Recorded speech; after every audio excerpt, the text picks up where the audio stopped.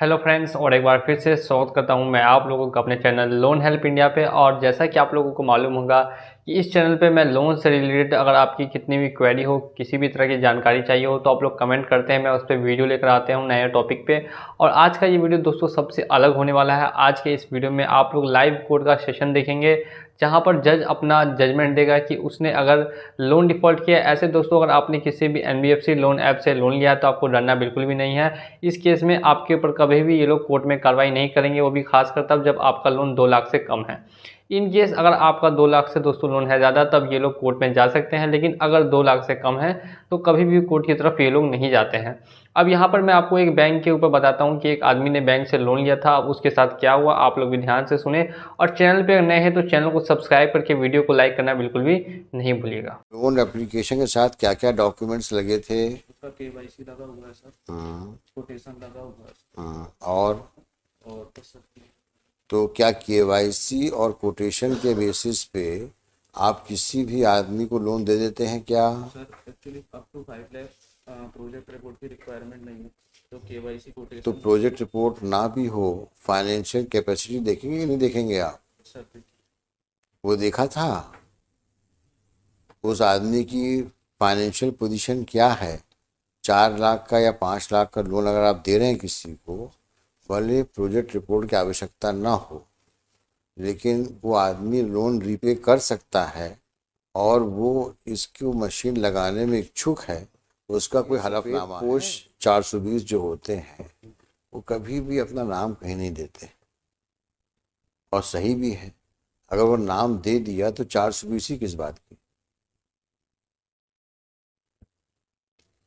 भाई, तारीफ तभी है जब आप 420 ही करें और कोई आदमी आपका नाम सूंघ ना पाए, वही तारीफ। मैनेजर है कि एम्प्लॉय है वहाँ का? मैनेजर है। क्या है मिस्टर शर्मा, आप बताएं अपना केस।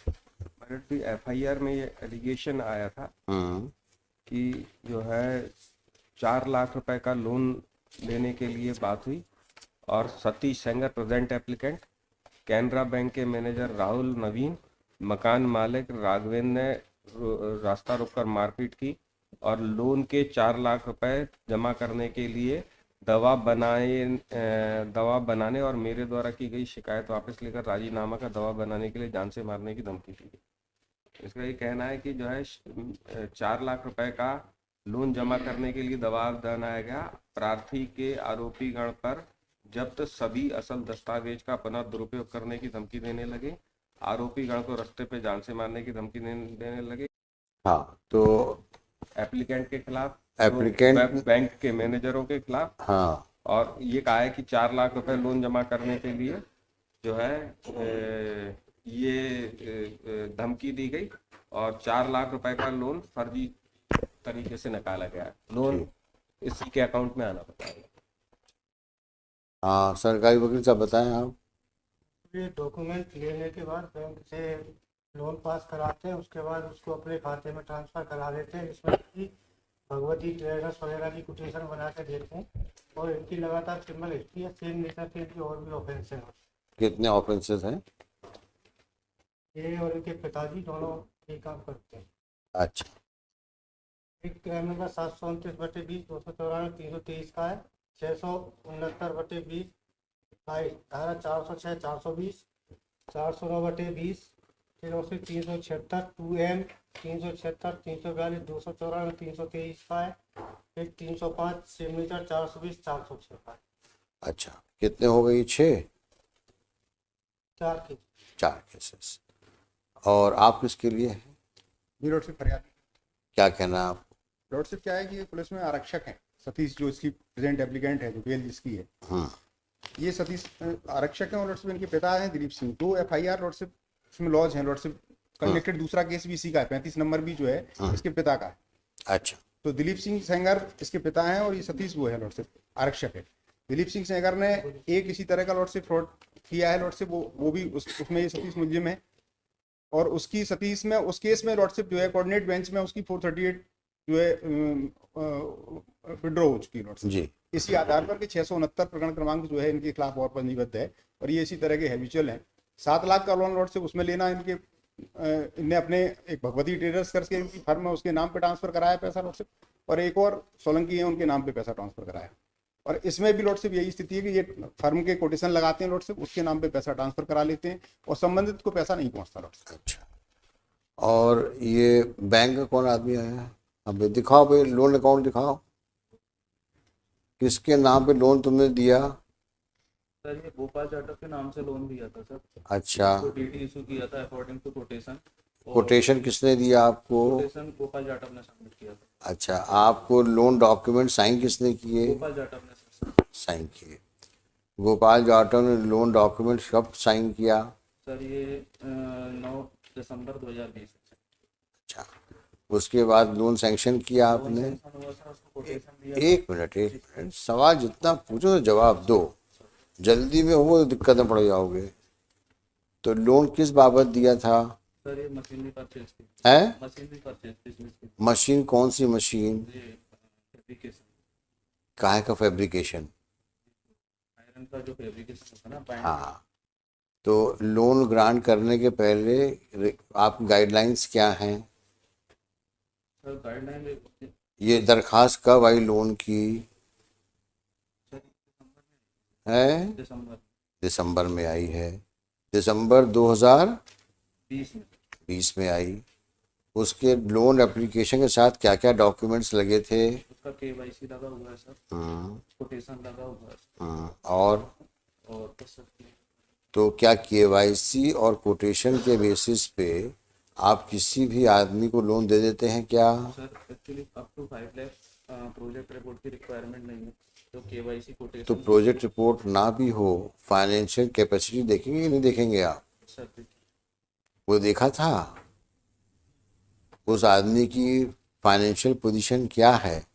4 लाख का या 5 लाख का लोन अगर आप दे रहे हैं किसी को, भले प्रोजेक्ट रिपोर्ट की आवश्यकता ना हो, लेकिन वो आदमी लोन रीपे कर सकता है और वो इसको मशीन लगाने में इच्छुक है, उसका कोई हलफनामा है? सर वो एग्जिस्टिंग बिजनेस था।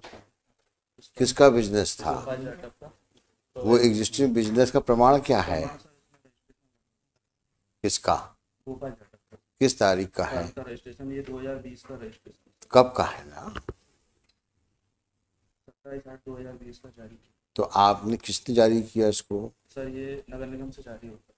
तो नगर निगम को वेरीफाई किया आपने डॉक्यूमेंट को? सर जी सर पुराना रिकॉर्ड लगा हुआ है, तो प्रीवियस मैनेजर ने वेरीफाई का सील लगा। हाँ, तो वेरीफाई किससे किया आपने? ओरिजिनल बुलवाया क्या?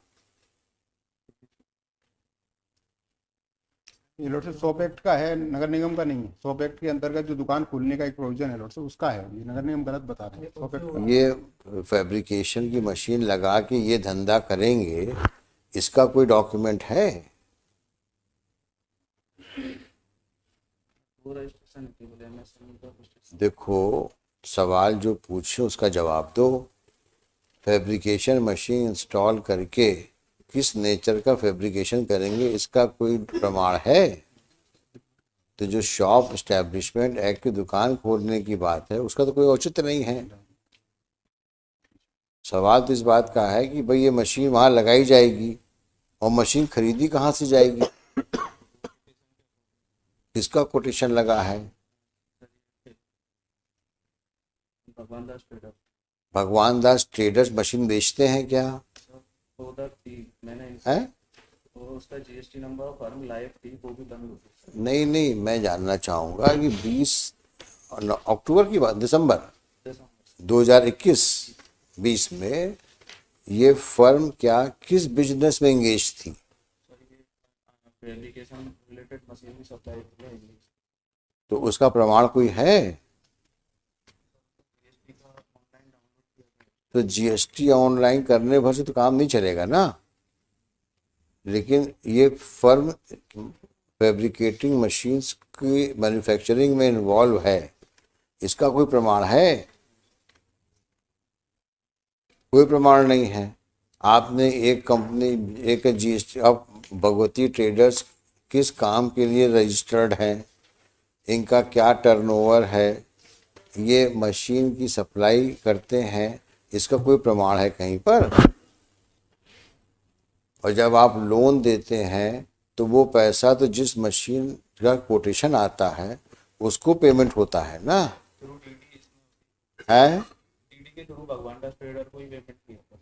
भगवान दास ट्रेडर्स को पेमेंट किया था आपने? डीडी है उसका एक्नॉलेजमेंट हाँ, गोपाल को हैंडओवर किया था मशीन की परचेस के लिए। नहीं, वो तो आपने डीडी से पेमेंट करने के बजाय आपने ट्रांसफ़र नहीं किया पैसा।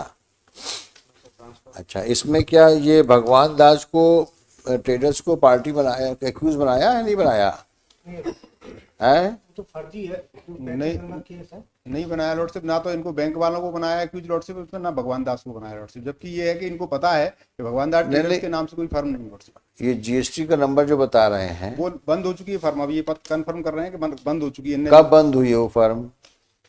उसने भरा ही नहीं, शुरुआती दौर में लिया लॉट से कोई नंबर और फर्जी करके ये इसका एफिडेविट भी लगाया। कब बंद किया? सतीश सेंगर का लॉट से इसमें एफिडेविट भी लगाया केस डायरी में कि मैंने ये लोन इसको निकलवाया था और ये इस तरीके से पैसा दे दूंगा इसको, ये एफिडेविट लगाया सतीश। 3 महीने के अंदर पैसा जमा करने का। सतीश सेंगर कौन हुए? ये जो प्रेजेंट एप्लीकेंट है हाँ, उसका एफिडेविट लगाया केस डायरी में। किसमें?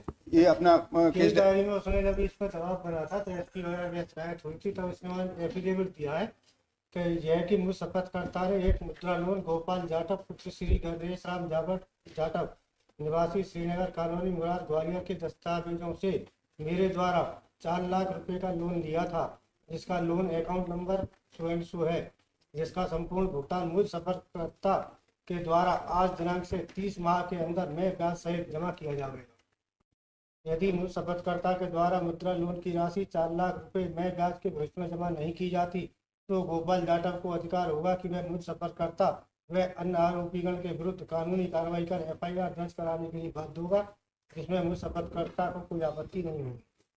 ये लोन सैंक्शन किस मैनेजर ने किया है? कहाँ है वो? गुजरात में सर, पाटन। उसको एक्यूज नहीं बनाया आप लोगों ने? क्यों नहीं बनाया? तो है नहीं वर्तमान में लोग। अच्छा, ये जो आप जीएसटी नंबर बता रहे हैं किस तारीख को आपने वेरीफाई किया? 15 जनवरी का कैंसिल है। 15 जनवरी 2021 का कैंसिल कैंसिल भी हो गया, वो कुछ कैंसिल कराया है। तो मतलब आपने ना तो उस कंपनी की जांच करी, बस जीएसटी नंबर लिखा आपने और देख लिया। इसी में पूछ रहा हूँ आपसे, 4 लाख रुपए पेमेंट करने के लिए आपने भगवती के नाम पे तो दे दिया ड्राफ्ट, लेकिन भगवती इस नाम से मशीनें बनाते हैं, इसका तो प्रमाण कहीं नहीं है ना आपके पास में है? तो इसको एक्यूज बनाओ भाई, पहले इसको हम पेंडिंग रखेंगे और ये इसको लिख देते हैं इसमें कि इसको एक्यूज बनाएंगे आप। मिस्टर शर्मा, आप कुछ कहना है? नहीं, आपको बेल के लिए और कुछ बहस करनी है? प्रेजेंट एप्लीकेंट के पास कहीं से भी आया, तो मतलब इन्होंने लोन सैंक्शन किया गोपाल के लिए इन्होंने ड्राफ्ट हैंडओवर किया। इनके मुताबिक गोपाल के जो ड्राफ्ट हैंडओवर किया गया वो किसी भगवती फर्म के नाम से हैंडओवर किया गया। उस भगवती का और प्रेजेंट एप्लीकेंट का कोई भी नेक्सस रहा, क्योंकि उसका जो ड्राफ्ट दिया गया होगा उस ड्राफ्ट पे उस अकाउंट में जमा हुआ होगा, उसके वो अकाउंट किसके नाम से था, उस अकाउंट का ऑर्डर ये फर्म भगवती है उसका प्रोपराइटर कौन था, उस प्रोपराइटर का मुझसे क्या लेना देना था, या उस प्रोपराइटर के अकाउंट से कोई राशि मेरे अकाउंट में आई गई हो, ऐसी कोई भी मैटर इनोसेंट है। जो लॉट से वो अच्छा, बैंक के मैनेजर साहब ये बताओ कि इस आदमी का कहीं सिग्नेचर है? इसको डीडी हैंडओवर किया था, उसका एक्नॉलेजमेंट। किसको? गोपाल नहीं, गोपाल नहीं, सतीश सेंगर को। ये तो साफ सुथरा इंसान, शरीफ आदमी है, नहीं लगा हुआ है। अपने हाथ में कुछ नहीं है। ये इसकी जो कनेक्टेड केस है 35 नंबर, भाई ये सफ़ेद पोश 420 जो होते हैं वो कभी भी अपना नाम कहीं नहीं देते, और सही भी है। अगर वो नाम दे दिया तो 420 ही किस बात की? भाई तारीफ तभी है जब आप 420 ही करें और कोई आदमी आपका नाम सुन ना पाए, वही तारीफ है। आप इनके मैनेजर को आप एक्यूज बनाइए, उनसे तहकीकात करिए, ऐसे 5 लाख के कितने लोन इन लोगों ने पब्लिक फंड के कितनों को दे दिए होंगे। ये तो कुछ केसेस हैं जिसमें कि मसला हाई कोर्ट तक पहुंच गया है बेल को लिखते हुए, या एफआईआर लॉन्च हो गई है। possibility of crores of public money being siphoned off in collusion of the bank with these kind of persons who manipulate documents, procure loan in fictitious names, and then transfer them. You should take it on a serious note.